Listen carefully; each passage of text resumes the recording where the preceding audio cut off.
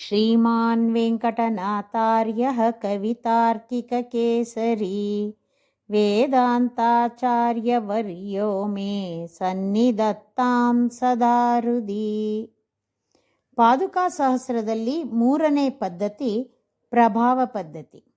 ಇದರಲ್ಲಿ ಪಾದುಕೆಗಳ ನಿರವಧಿಕವಾದ ಶಕ್ತಿಯನ್ನು, ಅಸಾಧಾರಣವಾದ ಸಾಮರ್ಥ್ಯವನ್ನು ವರ್ಣಿಸಲಾಗಿದೆ.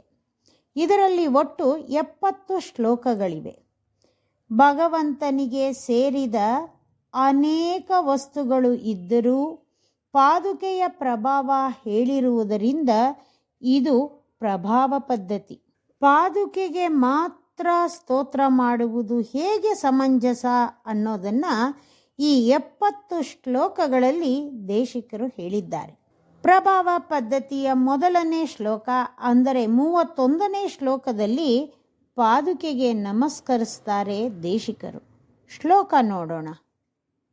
ವಂದೇ ತತ್ರಂಗನಾಥಸ್ಯ ಮಾನ್ಯಂ ಪಾದುಕಯೋರ್ಯುಗಂ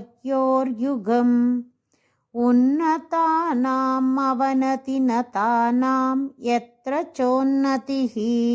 ಯತ್ರ ಯಾವುದೊಂದು ಪಾದುಕಾ ವಿಷಯದಲ್ಲಿ ಉನ್ನತಾನಾಂ ತಲೆ ಭಾಗದವರಿಗೆ ಅವನತಿಃ ಅಧಃಪತನ ಉಂಟಾಗುವುದೋ, ಕಿಂಚ ಅಲ್ಲದೆ ನತಾನಾಂ ತಲೆ ಬಾಗಿದವರಿಗೆ ಉನ್ನತಿಃ ಅಭಿವೃದ್ಧಿ ಉಂಟಾಗುವುದೋ, ತತ್ ಆ ಮಾನ್ಯಂ ಕೊಂಡಾಡಲು ಅರ್ಹವಾಗಿರುವ ರಂಗನಾಥಸ್ಯ ಪಾದುಕಯೋ ಶ್ರೀರಂಗನಾಥನ ಪಾದುಕೆಗಳ ಯುಗಂ ಜೋಡಿಯನ್ನು ಒಂದೇ ನಮಸ್ಕರಿಸುತ್ತೇನೆ.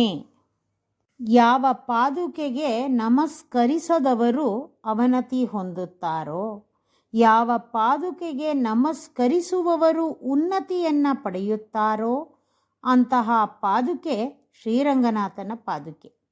ಎಲ್ಲರೂ ಕೊಂಡಾಡುವಂತೆ ಆ ಶ್ರೀರಂಗನಾಥನ ಪಾದುಕೆಗೆ ನಮಸ್ಕರಿಸ್ತೀನಿ ಅಂತಾರೆ ದೇಶಿಕರು. ಪಾದುಕೆ ಅನ್ನೋದು ಆಳ್ವಾರರೇ ಆಗಿರೋದ್ರಿಂದ ಆಳ್ವಾರರಿಗೆ ನಮಸ್ಕರಿಸುವವರು ಮೋಕ್ಷ ಹೊಂದಿ ಉನ್ನತಿಯನ್ನು ಪಡೆಯುತ್ತಾರೆ.